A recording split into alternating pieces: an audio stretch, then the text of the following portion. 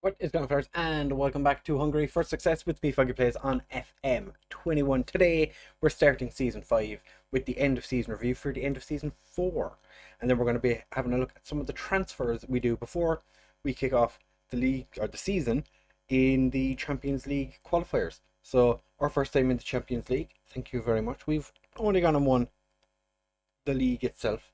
We're a fantastic club as it is. Can only get better. So if you do go on to enjoy this episode, make sure to like and subscribe.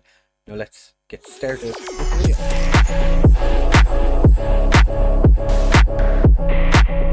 Right, fellas, so as I said, starting the end of season review. A pretty decent season, if I do say so myself. Just have to wait for this to load. We do have a lot of things loaded, which, makes it a little bit slower than one would like. So the player of the transfer of the season, Lukasz Kovic, didn't cost any money and was pretty decent. I gotta say, I'm pretty happy with that. Riffin was a pretty good signing as well, since he cost us absolutely nothing. Rocky Bashiri was pretty good form as well, for a guy who actually started quite a number of games. Ziris got pretty good results form wise for Fasas. Hopefully he can come into the team and just smash it. But they're really happy with Bashiri because we didn't pay any money for him, and there's a 2 million fee release clause. Again, quite happy with Abe because of his release clause, and we didn't pay anything for him. Not overly happy about Silva. We didn't actually pay any money to get him. Diaz got an A, which is pretty decent. I'm surprised that they're not giving Al Salman better. His wages are too high. What are his wages?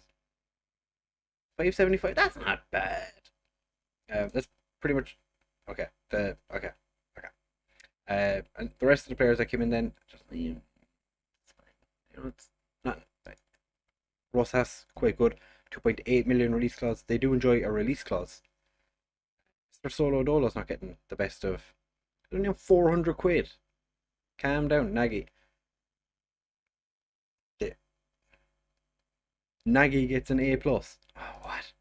Garcia hadn't played a single game. He's just one of those. Just a player I've put in the under 19s and forgot about. So they were expecting us to get a top half finish. We won the league. 69% average home attendance. Nice. Board confidence was an A plus, as you would expect. We were pretty dominant for the majority of the season. MTK were the only club that really pushed us in terms of results. The fact they beat us 2 out of the 3 times we played them, and the other time we drew. Pushkash, I'm going to put it down that win against us saved Pushkash. Eurocup 2, or aka the Conference League, they expected us to reach the 4th qualifying round. We made it to the 2nd knockout round. That's pretty decent. Hungarian Cup, we didn't win it.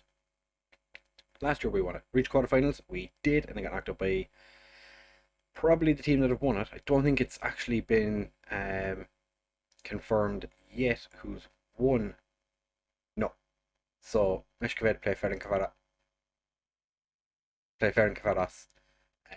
soon. Moments to remember. The biggest win was in the cup, obviously. 9-1. Smashed a poor non-league team. Match to remember was against Besiktas when we beat them 4-1, which was that the game you didn't get to see, or was that the one you did see?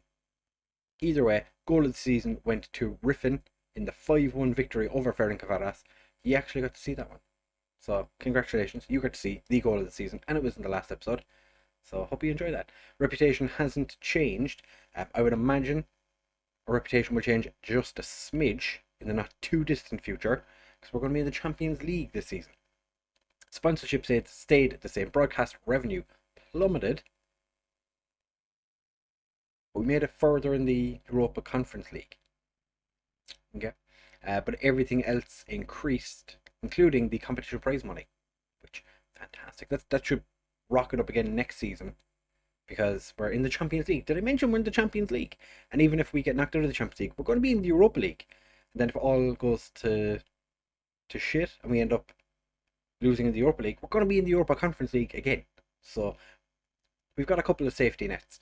We did sell 1,062 shirts, with Versace being the most selling of shirts. For Johnson, Hiroki Abe, Carlsberg, and Bushiri all getting in on the act in the top 5. The team of the season: Hood Wagner, Pierlevsky, Silva, Derek, Pushkash, Kovac, Diaz, Versace, Carlsberg, Mandira, and Fred Johnson. Pretty much the 11 we started all the time. Mandira with the 43 goals. That's exceptional. Both our wingers getting in and around almost 20 goals. Fred Johnson scoring 26. Can't really complain about that too much. We did win the Hungarian Manager of the Year, which hasn't been confirmed yet, but we know we've won it. The Fans Player of the Season was Carlsberg. Kind of makes sense. The guy was inspirational this year. He also won Young Player of the Season. Signing of the season went to Kovac, as we've already seen. Goal of the season went to Riffin, who, to be fair, before we signed him, I was kind of weary that he wasn't going to be good enough to play for us. He's pretty good. I was going to play Mr. Solo Dolo ahead of him, but then things happened. Top goal scorer, which was also an overall goals scored in a season by a player, Mandira with 43. Carlsberg had the most assists, which is the most assists in a season. Also got 10 player of the matches, which is a new record again. Highest average rating of 7.7. Carlsberg, you beautiful Faroese monster. And Kovac with 30 successful passes completed in 90 minutes. Most league goals went to Mandira as well, 25, new record. Most goals in a match was Mandira when he got 5. Most, that wasn't in the league. Mandira scored 4 in one game in the league, which new record. 16 clean sheets is a record for Hood Wagner. The highest transfer fee received, 866,000 for Gabriel, and the youngest goal scorer, Zoltan Katona, 16 years, 316 days. We broke many a record this year on the way to winning the league, which can't really complain. That is quite delightful for us, and it's our best ever finish. 3 of our seasons in charge in the top division, making it into the top 4 in the history of the club. So, we've done pretty well for ourselves. Carlsberg sets a new record for average rating. Zoltan Stieber, who retired and became one of our scouts, had the Zoltan Stieber. I was looking at it and I was like, when do we have him? I was thinking of someone else. But he had previously set the record, but Carlsberg, 3 appearances more and a higher average rating. The man's a monster. And he sets a record which was held from 2020 by Petrak, who is now playing for Inter Miami. The overall best 11 players inducted, Carlsberg's made it in.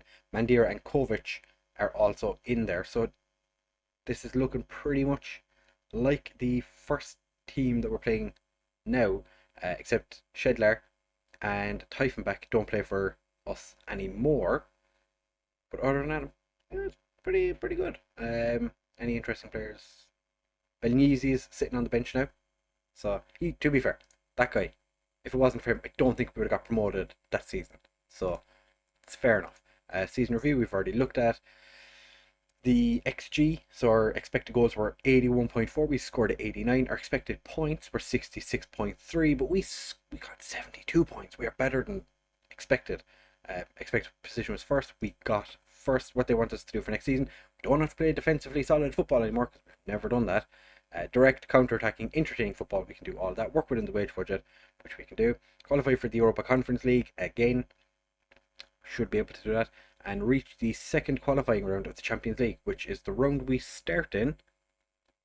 So that's fine. They want us to work towards challenging for the title. We can do all that. We just won the title. The squad is quite happy with me. End of season meeting. Let's do it again next season. I won't settle for anything less. Still think you're being too ambitious.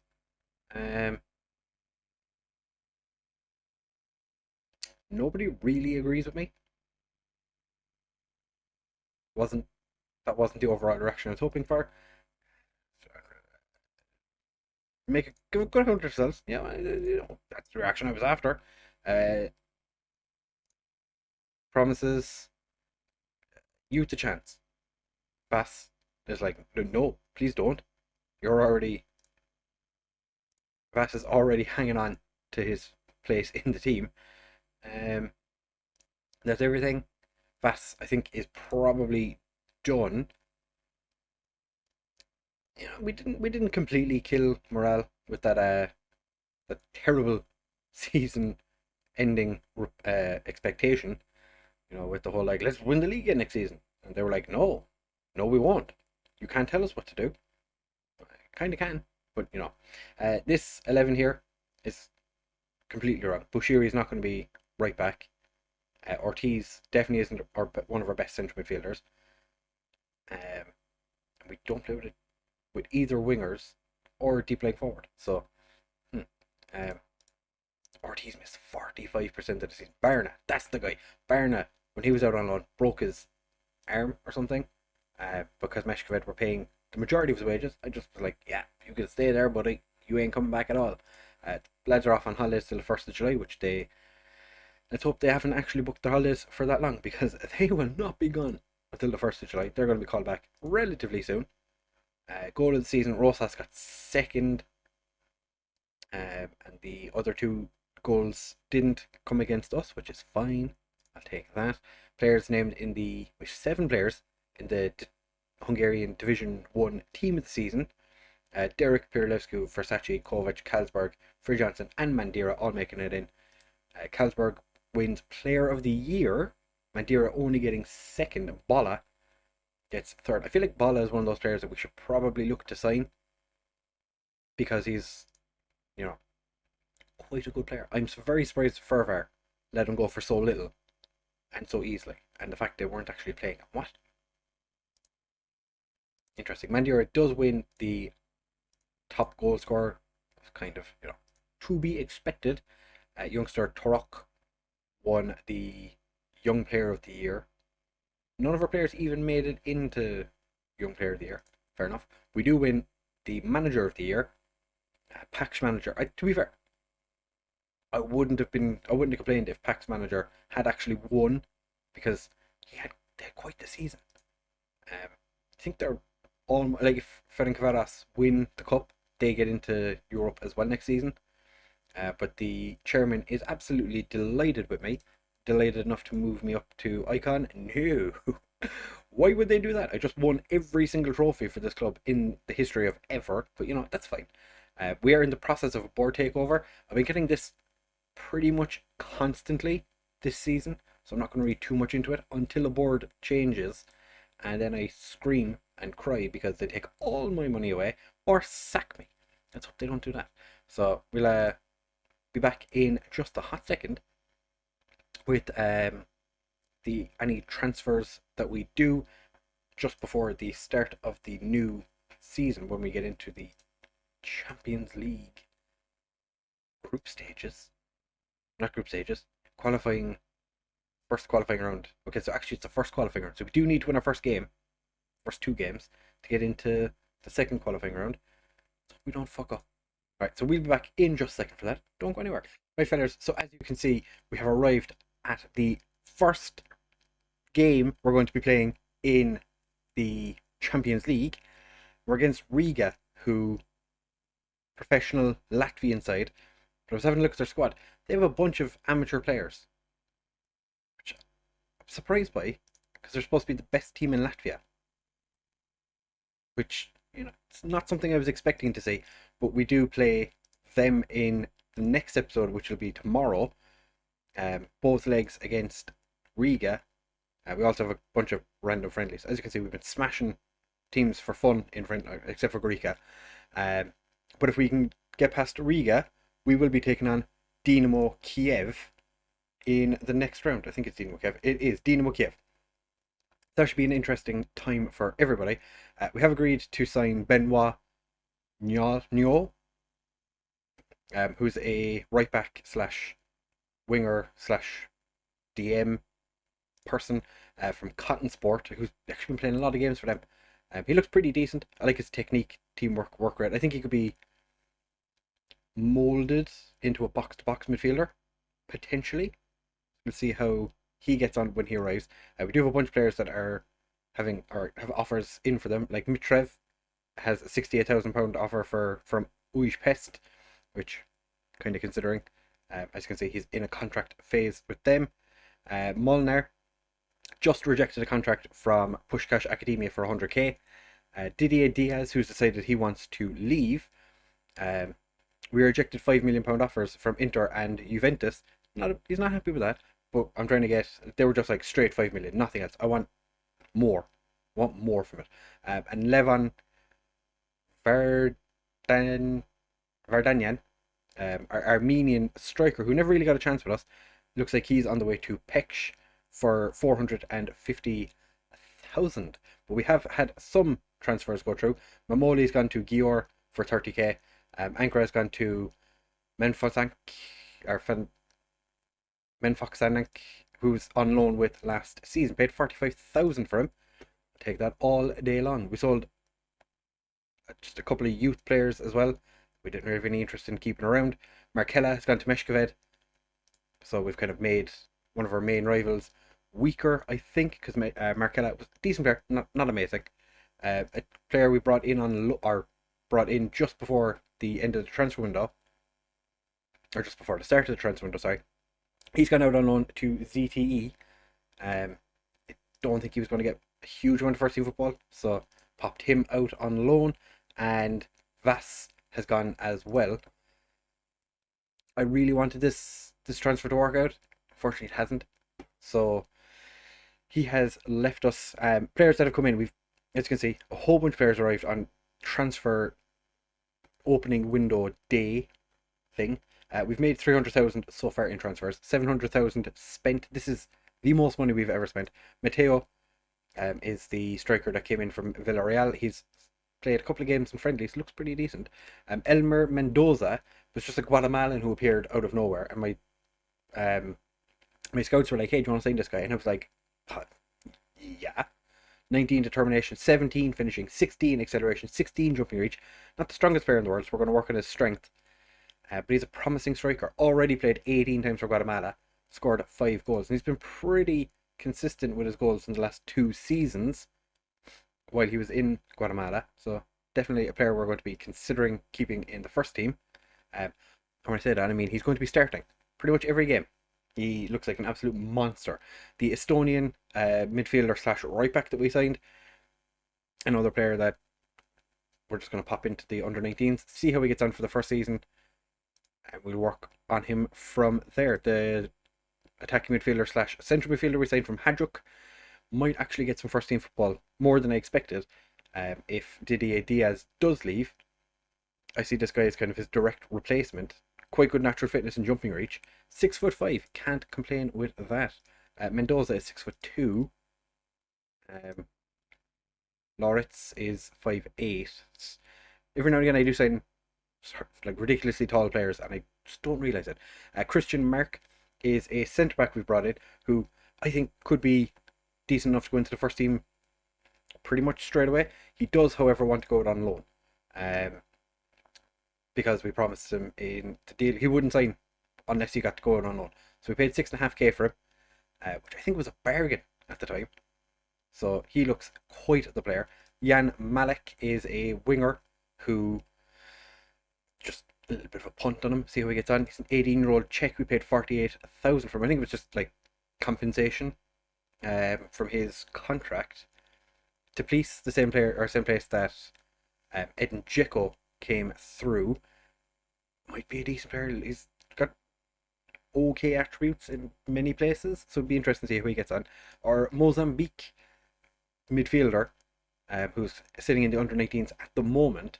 I think he's going to be a decent first team player as well. Definitely going to get some opportunities again if Ortiz doesn't perform. And Gabor Varga, I think he's one of the most expensive transfers we've ever made. He's got into our B team, just to see how he gets on. He's never played football, really. Never played a competitive game of football anyway. But he's never played a game of football in his career. We paid a small fortune for him. 575k. Value now 300,000. So he's got numbers in places where you'd want them. We're going to get him to be an inverted winger on the right. just to kind of get him to increase some of the things that he's working on shooting, because his long shots are 5. The other thing that's worse than is like tackling, positioning. Positioning's pretty crap, but that's mostly like a defender thing. Can't imagine this guy is going to be a defender. I did consider it when I saw that he could play right back, but he can't because he's got 5 tackling. I don't think anyone got. We did actually no, sorry, we did release a few players. Saichev has gone and already got himself a new club. Congratulations, you were never good enough to play for us anyway. Illes has an offer from Shegled. Good luck to you. And Mogiasori, a player that I'm a little disappointed didn't work out. He's on the way to Badorsh, so it'll be interesting to see how he gets on. League wise, we're not kicking off for a little while, but season preview has us 3rd. Interesting. Carlsberg is the 2nd best player in the league this year. We don't actually have any players in the Dream 11. Last year we had Derek. Speaking of, I think we offered him a new contract recently, if I'm not mistaken. We gave a new contract to a bunch of players. Yeah, we did. He threw up a little fuss, but as you can see, Didier Diaz, I think Juventus first time around offered, was it like $1 million? And I was like, no, you're grand. So then I told Diaz I'd sell him for 10 million. He was like, no. So we ended up agreeing on, I'd sell him if I wanted to. So, but as you can see, most of the team disagrees with him. So that's quite good for me, even though Diaz is actually not, he's an other player, but all the team leaders disagree with him, which is fine. I'm quite happy with that. We do have a bulging first team at the moment, but like you saw in the transfers, we have many players that we're looking to get rid of that are currently sitting in the first team. Yeah, it's going to be an interesting season. We're kicking off against Riga in the next episode, but for this one, if you have enjoyed it, do make sure to like, comment and subscribe. Comment down below which of those players do you think is going to be the most valuable. I feel like Mendoza is going to be the one that's going to have the biggest impact this season, but we have to wait and see what happens with that. Bankway is actually decent, and we do have our B team. It's not too many players in there right now, just kind of putting players in that are not able to play for the under 19s, not quite good enough for the first team, but I see potential in, so they're just running around playing for the B team. I think they're actually fixtures. No, I thought they had a league that they were playing in. Obviously not. But yeah, comment down below which of those players do you think is going to be the most important.